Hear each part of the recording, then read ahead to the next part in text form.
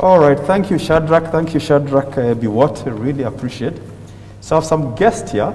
I will actually have them introduce themselves as we start. We'll start with Mercy, then Mheshimiwa, and then so forth. Go to Funke Daktari. So let's begin with Mercy. Hello, everyone. My name is Mercy Murigi. I work with an organization called Children's Mission Africa. Our head offices are in Sweden, and we've been working with ICL on the SEAL project specifically. So, yeah, I'm happy to be here. Yeah, so thank you, Mercy. So Mercy, as she says, she worked with a Children's Mission, and they actually have been funding, like what we are having today. They're the ones who fund the SEAL program and what we're having today. So thank you so much, Mercy. We really appreciate. You're Sweden. Which part of Sweden?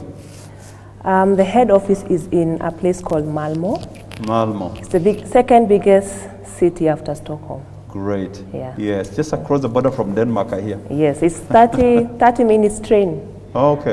From Denmark. Yeah. And the beautiful thing is that train goes under the sea to cross over to Denmark, isn't it? For like 15 minutes you're under the sea. It's an amazing experience. Yes. A very cold country. Yes. But amazing people with big hearts. Yes. Very easy to relate with. Yes. Yeah. It's a good country. It's a beautiful country. We love the Swedes. Swedes are amazing. Yeah. Okay, Mheshimiwa, please introduce yourself. Thank you very much. My name is Eve Obara. I'm a member of parliament for Kabondo Kasipo constituency. The constituency is in Homa Bay County. And I believe you're aware that we now have two levels of government. We have the national and the county. And you know which are the devolved functions. The functions that fall under the office of the MP is on education and security. And health, water, roads, and all those fall under the devolved government, which is the county government. But we'll get into that later. Thank you very much. Great. Karibu Mheshimiwa. So you're from Homa Bay County? Yes. You must be tough to have even won the seat of an MP, yeah? Yes, I won a seat, one of the 8 in the Homa Bay County of a constituency. Nationally, we are actually 23 women out of 290 constituencies who are holding those positions. So 23 out of 290 are held by women, and we hope that the number will grow. Come 2022, that there will be a lot more women, depending on how we carry out our duties and how we perform. We make a difference so that the Kenyans can see that there is value in electing women in those positions. So you're not even 10% of the total number of MPs? That is elected, and then we have affirmative action seats, which are the county women MPs, or the women representatives as they are called in the constitution. Yes. So the 47 counties, there are women representatives in the 47 counties, one per county. And those are affirmative action seats. Meaning that only women can compete for them. And they have a sunset clause, a sunset clause, meaning that after 20 years in the constitution, they will be phased out. That it is supposed to make people see that women too can lead, and thereafter now elect more women in the constituency than that. So those are 47 plus the 23, and 12 nominated in parliament. So we are still a minority. That's why we still have a problem of the 2/3. Thank you. No, and actually my view is that women make better leaders than men. So it's even funny that you've got more men who are in that parliament, and yet women should be the ones who are the majority. This country would run much better than its country running. But oh God, we'll come back to that. So, Daktari, your name is not an easy one, Olu Funke. I think I have the longest name on that list. I know, it sounds like funk. I'm sure it's because of me you decided to let us introduce ourselves. Yes, it's true. So please, Daktari, introduce yourself. So my name is Olufunke Nenaya Michael Miano. It's that long because I'm a child of many cultures. Yes. I'm Kenyan by marriage, Nigerian by birth, and a citizen of the world. Wow. So today I am sitting here in my capacity as a lecturer, or what my grandmother would say, a teacher, and a cultural communicator. Yes. It is one thing for the government to decide on policy, Yes. It's quite another thing Yeah. for non-governmental organizations to enable that policy Right. with financial support Yeah. and the kind of work that my Yeah. sister Mercy is doing here. Yes. Yeah. The other side of that coin Yeah. is at home with us. Yes. It's we women. Yes. It's the mothers. Yes. It's how we talk to the children. Yes. It's how we communicate the culture of sexuality and fertility Yes. to the youth. Yes. So today I've been invited Yeah. to share wisdom on that particular aspect of communication. Fantastic. On the other hand, I'm also a teacher. I lecture at several accelerators in Nairobi. Yeah. I teach also in Italy. I teach the European side how to do business in Africa, and I teach the African side how to do business in Europe. Okay. I also host a few webinars, and I'm sure that after this we'll get to do a lot more talking. Fantastic. Thank you. So you are doctorate. So are you a medical doctor or are Yes, you? sir. I have, I believe, 5 degrees at this point. 5 degrees. I began at the University of Benin Yeah. with a degree in English language and literature. Yeah. I majored in oral literature. Yeah. After that, I was privileged to go to MIT, the Massachusetts Institute of Technology, Yeah. which is the foremost institution, we like to say. Yeah. We're usually number one on that list. Yes. My other alma mater would argue that because after MIT, I Actually, gained University of admission to Nairobi. Harvard. University of Nairobi, we question that because I think we think we are the best. And following my degree at Harvard, I decided that I was needed here at home, where I could be useful and I could make the greater impact. Yes. And so I came home with my husband, Michael Miano, who's in the audience today. He's here. Yes, he's the Kikuyu man who brought a Niger girl home. Oh my goodness. And when we got home, I decided that it would be better to crown this with another degree from Nairobi.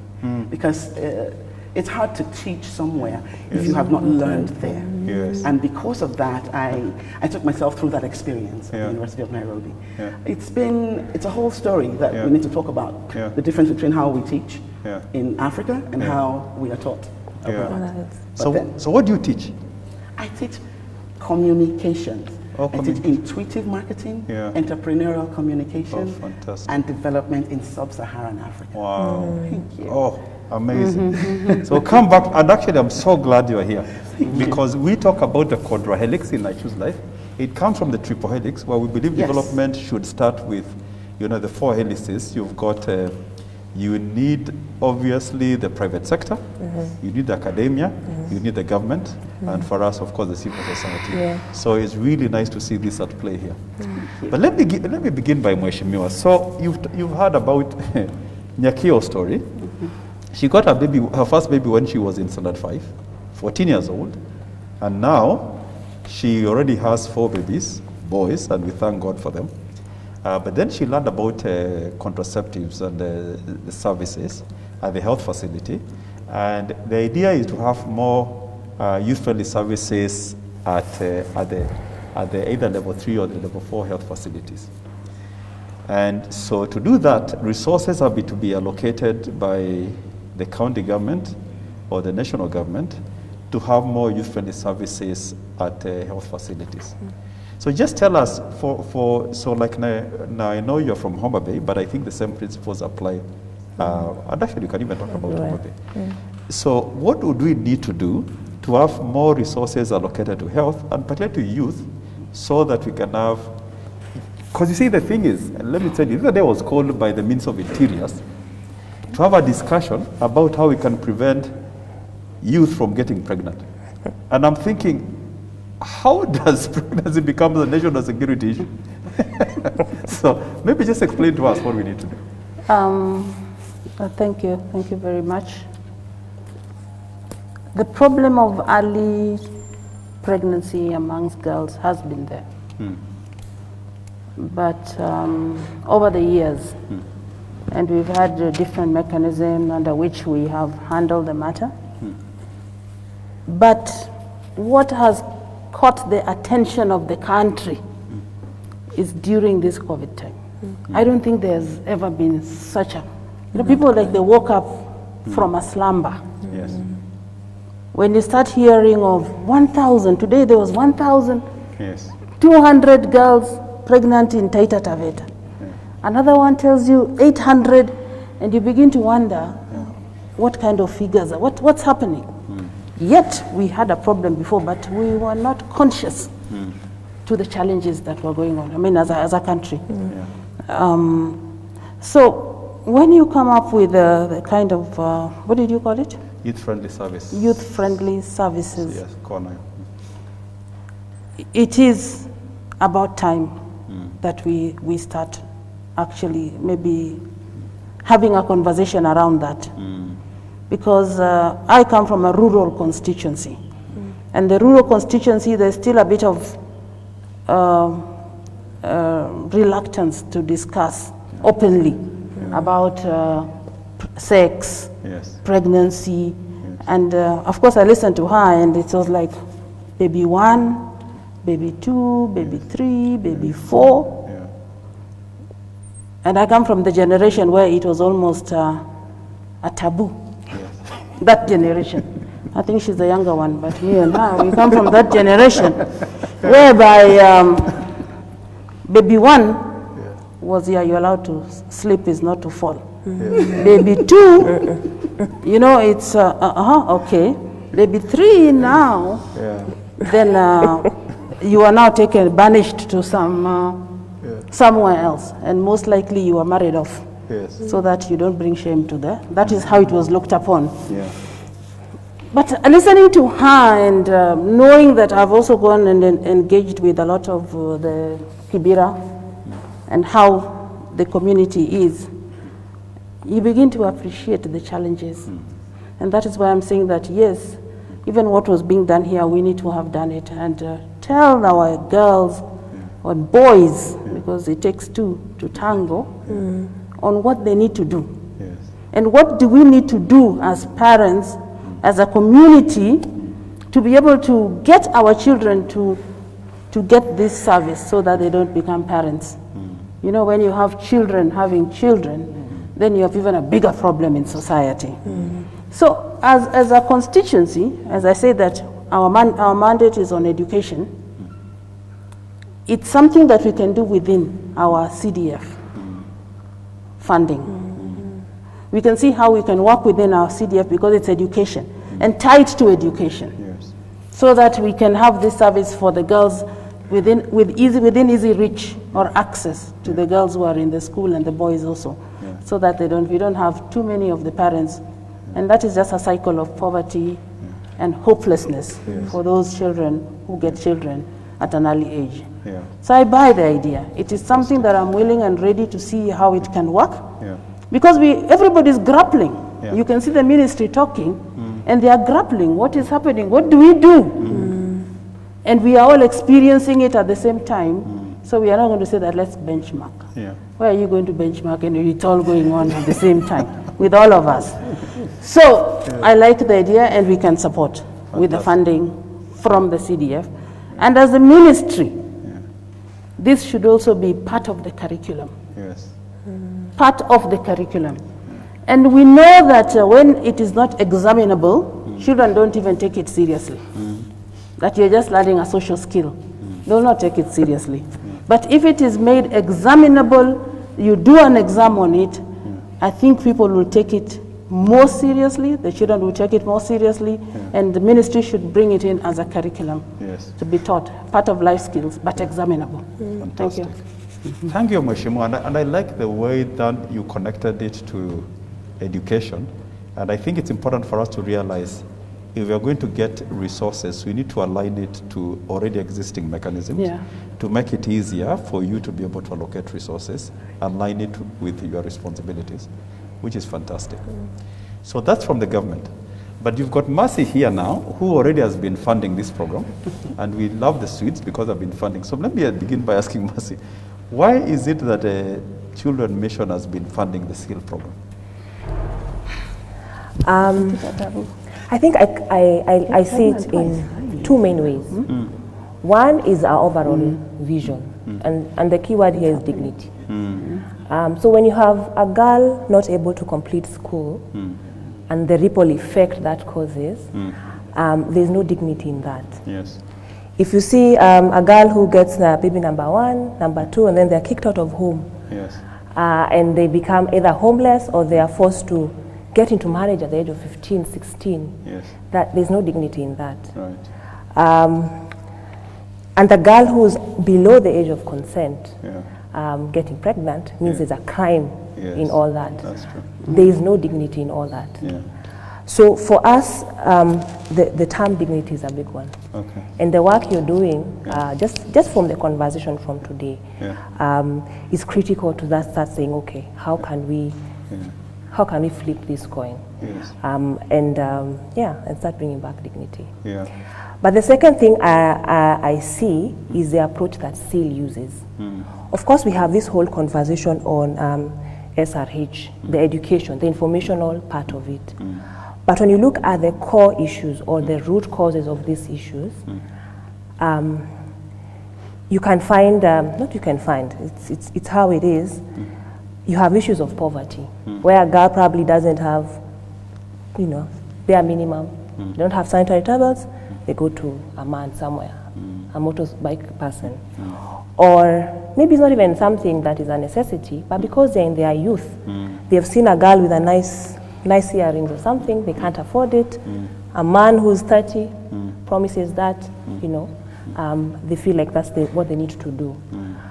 Or if it happens, you find the parents either are okay with the girl being married off, maybe they'll get dowry, or the in-laws will start supporting that family, so they allow their 16-year-old. Today morning when I was thinking about this discussion, I was talking to my mom, and I have an 11-year-old niece, she's turning 12 actually this month. And we were reading an article with my mom that of a Laikipia girl at the age of 11 who's pregnant. So we were looking at our niece, who is a baby, like it's a baby who still wakes up and says, "Auntie, can I have tea?" Yeah. So imagining that girl pregnant, Yeah. completely broke my heart. Yes. Yeah. But then you have a parent saying, okay, if you're married off, maybe we will get support coming in. Yeah.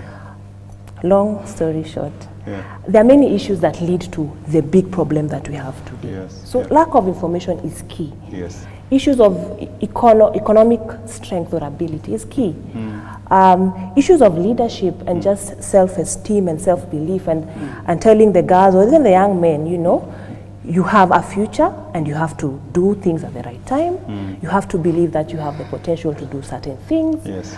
Telling the girls that, you have to diversify and broaden your imagination, that you want to be a mother, you want to be a wife, a mother, but you can be a lecturer, you can be an MP, you can be all these things. Yes. You can be like Agnes, the nurse. It's just telling them that they have options, but they have to do things when they're supposed to do them. Yes. So what we like about SEAL is that it looks at different components. It's about information, but it's also about all the other things that I've sort of mentioned.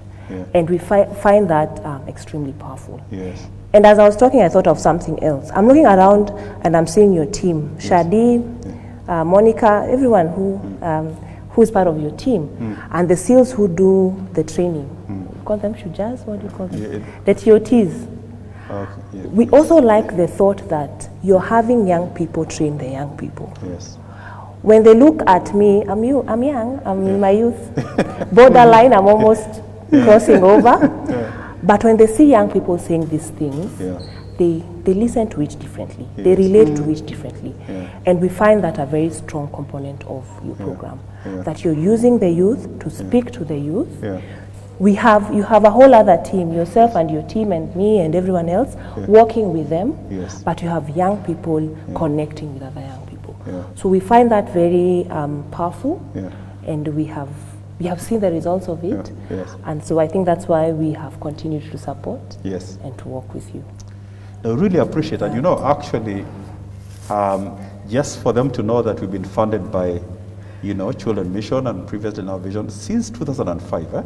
How many years are those? 15 years. I was still in high school. You were still in high school? Imagine that. Yeah. So it's been a very long relationship, and we really appreciate that relationship. Heavily investing on Kenyans. So let me conclude by Daktari here. So as you listen to all this, you've heard from the government side, Mheshimiwa was saying that helping us to guide us in terms of how to access more resources from the government. You've got the donor community from Mercy. So two issues that I would like you to address. Right. One is the issue about communication, because since you are an expert in that, and I'm sure you're already seeing many communication elements, how this all need to be communicated. Indeed. And the second thing is particularly how we can be able to bring academia and the universities, because I do believe the universities are a very powerful force for change in communities. How can we bring them to be part of this change that we like, so that we can have unintended pregnancies to be reduced in the high schools and obviously among the youth out of school? Thank you very much. I am going to give you the words of my mothers. And I say mothers with an emphasis on the plurality of that term. We're all Africans here. We raise children as communities. Even within our nuclear families, we have very high influences from our grandparents. And so the lesson that I am passing on today is a lesson handed from my grandmother and my mother. When I was told to attend today, I was asked to bring the props, the tools of my trade. And so I'm about to share with you the tools of my trade, which is wisdom. A teacher passes wisdom, and in passing that wisdom ensures that the wisdom is passed on to the next generation. Members of the audience, how many of you like to eat? Oh, I don't see hands over here. Oh, all right. You like food too? Sour. So we're going to eat today. I hope you like what it's looking like. This is going to be a very interesting meal. We're going to have fun eating it. Can you see what I've put here? I don't get any answers. Yes, fantastic. Are these edible? Yes. What can you do with them? You can cook. Who said cook? Please show your hand. Give her a round of applause, please. Is it possible to eat these things raw? Yes. Fantastic. Do you like to eat them raw? Yes. If you said yes, let me see your hand, please. It's good to have these conversations. All right. Under what conditions do we eat these things raw? Most times, when we eat food raw, it's because we did not probably want to cook it, or we didn't have the time to cook it. When you are able, you take these ingredients, you prepare them. You need a tool. Cynthia, you use a knife, you use a blender, you use a mortar, and when you have finished, you add fire to it. Don't you do that? And what comes out of it? You have to encourage me here. What comes out of it? Food. Is it bad food? Good food. It's what kind of food? Good. Because you took the time to cook it. Cynthia, there are similarities between this situation and the lives that we live. Every elder that you see here were just retired teenagers. We passed through the same things that the youth passed through today. And so we learned that yes, you can eat your food raw, but if you wait just a little bit and you add a little bit of value to it, then you can get an amazing meal out of it. That's good. And that meal will not be enjoyed by only you. What happens when you're a good cook and your neighbor can smell it? Aha! When a girl or boy takes the time to go through with their education, when you learn to find the tools, this knife might look unimportant, but it's an important tool. Without it, I cannot begin to make a meal out of this. So learn to get your tools in order. These things take time. And when you invest that time, you can become people who sit in front and be happy to share. Now, that's not the end of the road, because it can happen that somehow life made it impossible for you to wait to cook this food. Maybe you were force-fed a raw tomato, and maybe a crime was committed, like Mercy said, and someone rubbed you down with onions and force-fed you that. But there's still a solution. It's not the end of the road. There are still ways to get an education even after you've had children. So it does not end where you think it does. There are schools that provide for single mothers. There are grants that allow you to go back to school after you've had your baby. There are sisters and mothers in your community who will help you. Come to me and say, I want to go to school, and see. So don't be impatient. Don't eat your food raw. And parents, learn to speak to these children in the language that they understand, with examples that they can remember. This is how we do it. So it is memorable. Is that what it takes to have a PhD? No, this is what it takes to have Yoruba wisdom. Amazing. And who is your husband? That man over there. You Mr. Miano, wave your hand. He's the first Kenyan that I've met who was married a Nigerian lady. This is amazing. You must be very confident. But I think Kenyans look at Nigerians as very confident individuals. So to marry one, man, it just takes, I can imagine.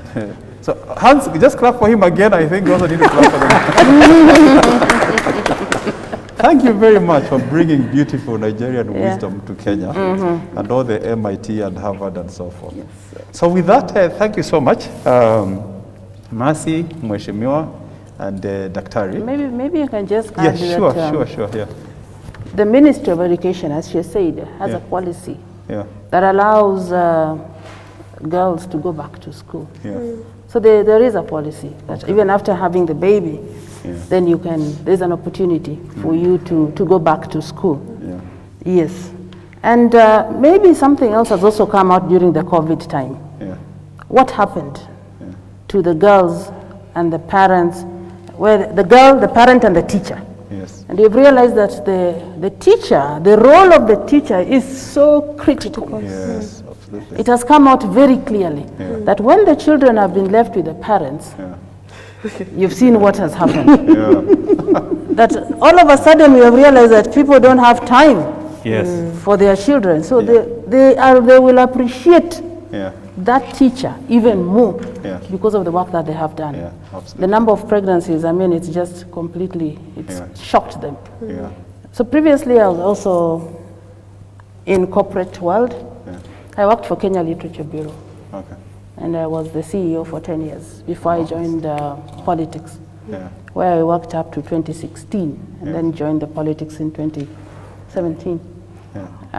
We also have a book that we published on what every girl and boy must know about child sexual abuse. Because most of what has happened, these pregnancies is more of Abuse. an abuse to the children. So it's something that you can look at here.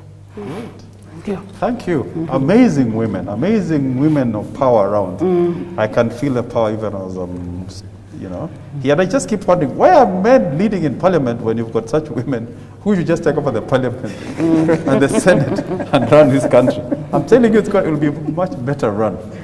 But with that, I would just like to conclude that our focus today was combating teenage pregnancy. We have seen cases of teenage pregnancy. We have been taught on how to utilize the services, and also been told by Agnes that we need to have a youth-friendly service point where you can get access services. There are resources to be invested from the national government, whether by the member of parliament in the sub-county or also from the county government. There are donors who are very much part of this whole process and are willing to invest into it, and the academia brings in a lot of wisdom in it. So with that, thank you very much. I hope that we can begin seeing a transformation of reduction of teenage pregnancies across the country in our different sub-counties and different wards. And at the end of the day, each one of us has to have the information that we need, whether as a young person, as an older person, and we must make sure we utilize that information to empower this generation so that actually our research shows that when a girl gets pregnant, her ability to learn drops by 50%, just by the fact that she's pregnant. So one of the most important ways of empowering girls is to make sure that they delay their having babies so they can focus on learning so that they can have better opportunities in life. So with that, thank you very much, everyone, and back to you, Shadrach. Thank you very much, Engineer Mike Mutungi. Hey, this has been very, very interesting session. I've received so many comments here. Yes, I've received a comment here from Steve Kosgei saying, thank you very much, Mercy, for joining. And there's someone who has written here a very interesting comment, that this panel should be taken live to TV during prime time because they have demystified everything. They have touched all sectors. There is someone called Mike. He's saying parents are the ones who should be on the front line. And I would wish to congratulate Dr. Ofulunke. I suppose I've pronounced this well because I'm about to swallow my tongue anyway. But they have said you've really connected us to the basics, and they're saying kindly Engineer Mike Mutungi plan to take this panel to the live stream, to the live TV station, because you've managed it well, and it's a total representation of Quadrahelix board, as you've shared.